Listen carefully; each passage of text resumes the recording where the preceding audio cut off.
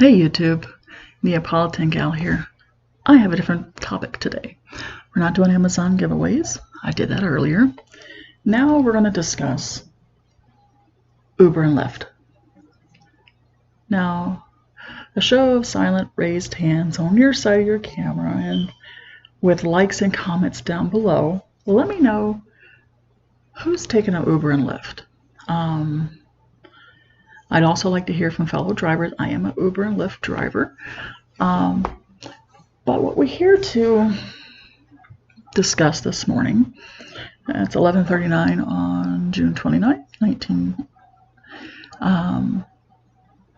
is the rating system and tipping and conduct. Okay, we're going to start with conduct.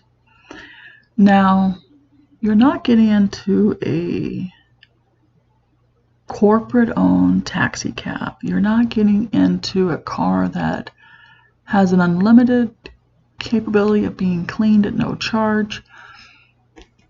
You're getting into a private conveyance. You're getting into possibly a family car. You're getting into a car that not just paying passengers will be riding in.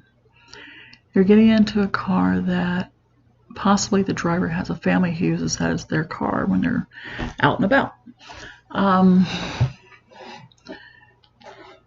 In my car, I've had to recently purchase vomit bags. I'll show you. I've recently had to purchase vomit bags due to some issues I've had since the first of the year. I bought these guys. There we go. They're pretty large. They should hold, they hold 40 ounces or more of vomit. And basically this is how they work. I actually bought these off of Amazon. You twist it. And if you see there's a little notch. You can actually notch that right in place and stop at the closest trash can and deposit. Now, this is where your personal conduct comes in. We as drivers actually have to spend money on this stuff because a lot of passengers get in inebriated. That's sort of what the premise of Uber and Lyft is for, is to keep people from drinking and driving, though a lot of other people use it as well. Some people don't have cars, or the cars are in the shop and what have you, and this is their way to get around. But for those of you who go out and drink all night long and get into our cars, we buy these to save you money. I know that sounds crazy, doesn't it? But we do buy these, those of us who buy them, rather than taking any chances any longer, we buy these. And in the long run, if you're one of those passengers who gets sick in one of our cars, we are saving you between $50 and $150, upwards to $200. I keep 6 of these in my back seat like this. Keep 2 in the backs of each of my seats, my front seats. So if you're in the back seat and see it, you can grab it real fast and do your thing. And then there's 1 on each door. So if you're leaning towards the door, looking to open it up, you'll see these. So in the back seat of my car, at all times, there's 6 of those. So those, I think I got 24 or 30 of those for like $12. And because I've had a lot of instances back towards Christmas, I had a lady coming off of Marco Island. You can look on the map and see where that is, going into Naples, and got about halfway and she got sick. Luckily, we were able to get pulled over in enough time for her to almost get her head completely with the door open onto the shoulder and do her thing. We had to pull over one more time for her. She did manage to get stuff in the vinyl door cup holder, but luckily for her, That's all the mess they made. They promised me a big tip because of her doing that. I never got one. St. Patrick's Day. I drive a white vehicle. Green beer on the exterior of my white vehicle. I've had that happen twice. Just the exterior part, not the green part. I have had teenagers who were drinking, wealthy teenagers who were drinking, who the two got in together. I picked them up from undoubtedly what had been a party, unsanctioned party.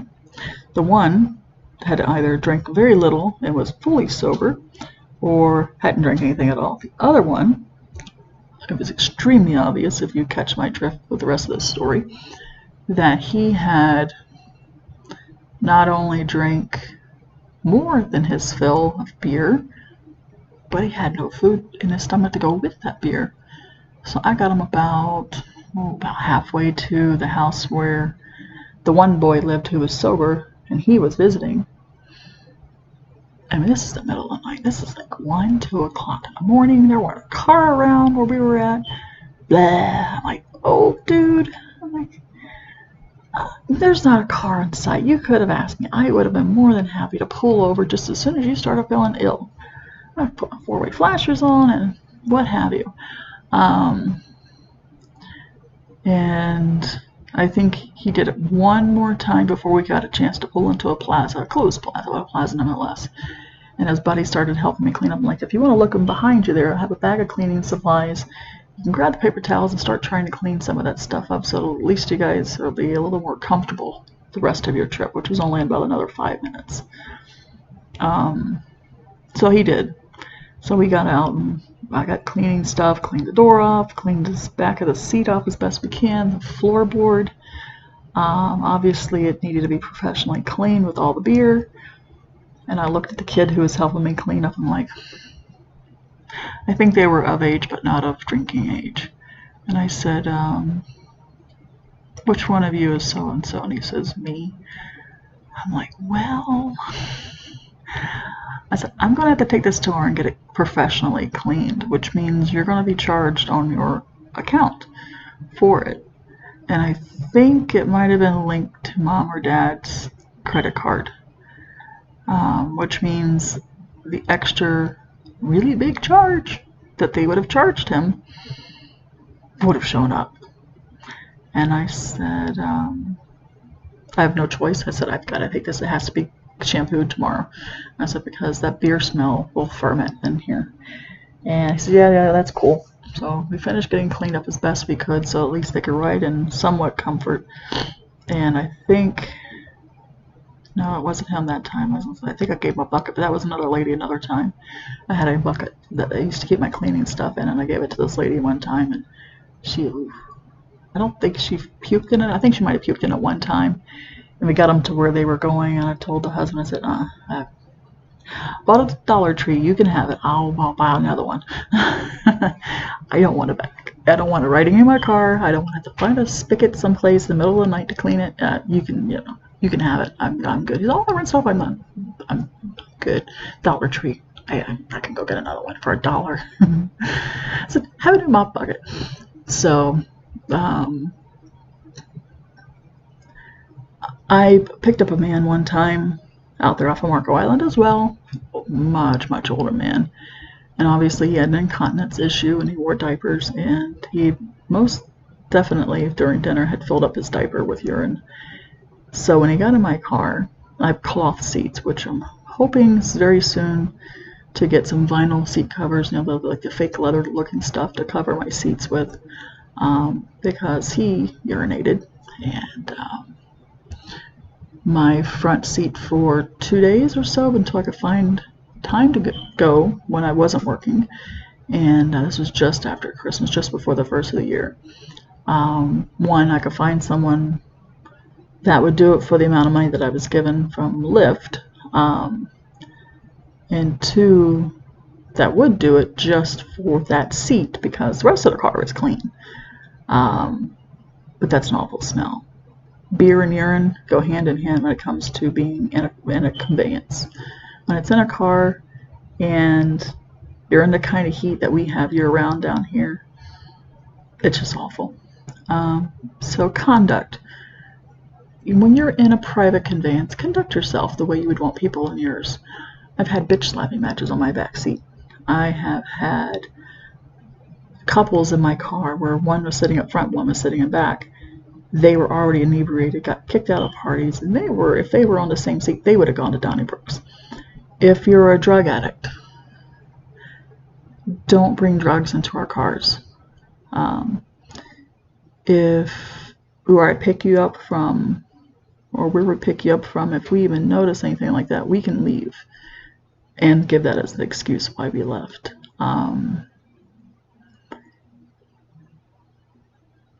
Be aware that most drivers are extremely aware of everything going on, because it's not only their personal conveyance, but it's their safety. They're aware of if something seems fishy. I've had fishy situations twice. Yeah, twice. I've had fishy situations in my car, and both times they've turned out okay. But, you know, if you're going to be doing something illegal, don't target us. We're out there trying to make a buck like everybody else, and you have no right to target us. Now, when it comes to the star ratings,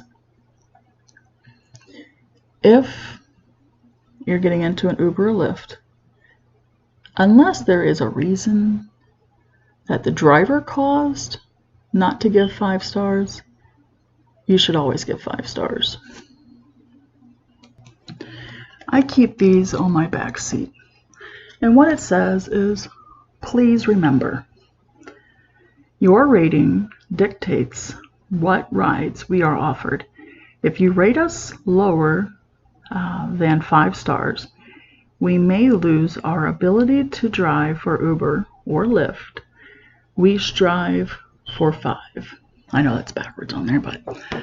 And what that means is that if the driver actually did something to warrant less than 5 stars, we go down to 4 stars unless it's something really bad. And then Uber and Lyft both are going to ask you what happened. If it's something you did, and, you know, own up to it. I had a couple get into my car one time. They put in completely the wrong destination. They were both completely blitzed, just left the beach. They were supposed to be going just up the street to a place. Now, we have a couple of hotels in our area that have multiple locations in different areas of town. So telling me the name of a hotel that I know already has 2 locations, and you put in a location different than the one that's close by, guess where you're going to go? You're going to go wherever you put into that app. Unless you tell me otherwise, you're going right to the destination you put in your app. That does not, however, give you the right after the ride, especially if the driver turns off the app, to give you, basically give you the ride at the price you would have paid if you had put in the correct destination. A 1 star is not your right to give us. A 1 star for something you did isn't right at all. It doesn't. Just because you're inebriated and you put in the wrong destination doesn't give you the right to give us a 1 star. Especially if the driver is cooperative, get you back to where you're supposed to be going. Apologize. Apologize. Say you're sorry. Say, you know, I just don't know the area. I didn't realize what I put in was the wrong destination. Do not blame us for your mistyping in the information, because we have no way to change it on our own. We go where the GPS tells us to go unless you ask us to make a stop along the way.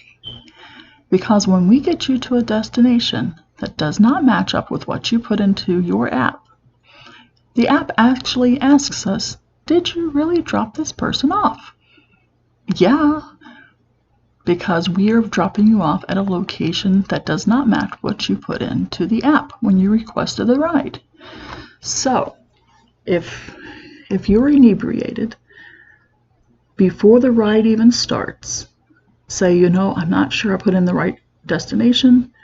Here's where I want to go. Can we get there? Then people like me will say, yeah, we'll go ahead and kick the app on, but then we'll turn on a different nav app like Waze or Google Maps or the iPhone Maps app, and we'll put in the actual destination where you want to go. If you're too inebriated to get past the point of knowing that you at least know you put in the wrong destination, but you don't know how to change it, that's fine. But don't hold us accountable for your mistake. I had someone tank me from a 4.99 down to a 4.95 because of that. And there's no recouping it. None. There's no way to go back and say, hey, wait a minute. It was their fault, not mine. I can't go to Uber or Lyft and tell them that. Well, Lyft, I think we can. But Uber, there's no way for me to go to Uber and tell them that and have them take off that rating. They will not do it.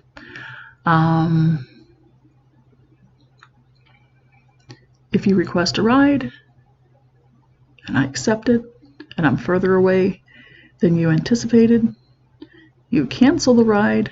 I've had it happen one time where somehow or another the rider who canceled the ride was actually able to rate me.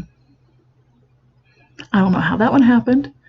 Uber can't explain it either because they won't tell you who did it, but I mean, it popped up immediately like that. That I got a 1-star rating. I have given between the two almost 1,000 rides. Lyft, I have a 5.00. Uber, I have a 4.95. And I am only in 300 and something 5-star ratings. Only 9 4-star ratings and nothing else other than those 2 1-stars that I didn't even deserve. And I can't recoup them. So when you are doing your rating at the end, either don't rate us or rate us a 5. And if you have to rate us anything lower, make sure you give a good explanation, because of both of these platforms now, I think, have where you tell them what's going on. They decide whether it's a good enough excuse or not for you to give that low of rating. And then if they don't find it's, driver error, then your rating just doesn't count at all. But what I was saying with my little sign is that if there are 2 drivers in the same area that don't have passengers and you request a ride, the driver with the higher rating gets the offer. So I get fewer offers now because of those 2 1-star ratings, because those people couldn't own up to their own mistakes. Customer's not always right. Okay, so tipping. No, it's not mandatory, but do remember that Uber and Lyft, we only get about 45% of what you pay. So if you pay $10, we might get $4.50, if that, especially if we take out the extra insurance like I do, so I make sure everybody's covered. So if you can afford to take that Uber, it's just like having food delivered. If you can afford to have that pizza delivered, you can afford an extra $5 or $6. For your pizza delivery guy, you can afford an extra $4 or $5, even $3, $4, $5 or more for the person who got you home safely and saved you that $15,000 or more of a DUI. So we'll go to this.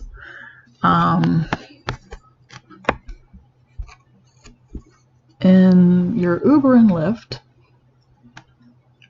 you should always ask if you can smoke or vape before you decide to light up or turn it on. We are not allowed to have strong smells in our vehicles, which means that smoking and things like that would definitely linger, and you would probably wind up with a cleaning fee if you smoked in an Uber or Lyft, unless the person was already a smoker. So no smoking, no vaping. Obviously, no drinking or drugs. Please don't puke, because there is up to a $200 cleaning fee for both. The drinking is an interesting one. I had some girls, ladies in my car. They ordered, want to say, a Lyft one night on Marco Island. They're from another state where a for-hire conveyance, as long as the driver isn't drinking, the passengers can have open containers. Florida is not one of those states. It really then becomes up to the officer whether you're going to be let off the hook or not. So make sure that if you are used to an open container in, I'm talking like beer and wine and booze in general, that you check the laws of the state that you're visiting to make sure that they are the same. Because I live in Florida, there is no open container in Florida. The driver gets the brunt of it. Now that night that happened, it was two different groups of people from the same area, from Missouri. Apparently Missouri then, about a year ago, you can have open containers in a for-hire vehicle. In fact, you can have open containers in the vehicle, period, so long as the driver isn't one to partaking. So just make sure that you know the laws of the state that you're visiting, because not every state has the same laws. So that is my star rating, that is my tipping, and that is my conduct in other people's vehicles talk today on NeapolitanGal, because I think it's important to know, yes, you as a passenger also are expected to behave in a certain manner. Like I had passengers in my car earlier, took to the airport north of here. The little girl was sick. She was coughing up a storm. Her nose was all stuffed. She was just miserable, and they were fixing to get on a plane to fly to Jersey. Luckily, it was a 2.5-hour nonstop, so she was only going to suffer for a little while, but Mom had tissues in her purse, and I think she had some cough medicine or something, but I know at one time I did hear a nose blow in the backseat. The poor thing, she was so sick. And I keep a bottle of Purell in my, I have a little, like, pocket type thing in my console that's able to be reached from the back seat. And they made use of the hand sanitizer to make sure that there weren't germs left in my back seat. Not that germs weren't floating around the cabin, so I'll probably have a cold come tomorrow the next day. Because it's been raining, and I've been stuck in the rain a couple of times, and, so...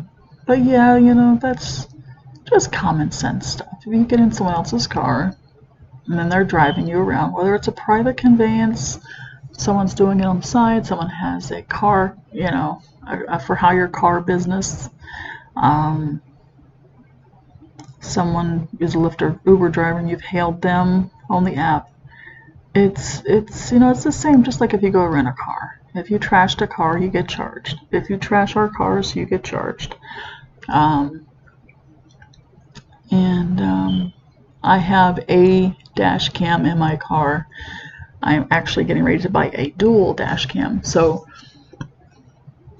so when we're driving along, not only do I have a dash cam, for example, facing the road, but then I'll also have one facing you, so that whatever's going on in the back seat is on video, and if you decide to rob me or attack me for whatever reason, I have you on video, as well as having the road on video, so I know what's going on, and if there's an accident I can also show my I can show my dash cam footage. So that's my rant.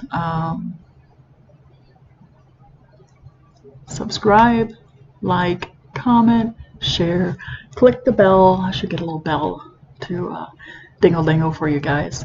But yeah, so that's my video.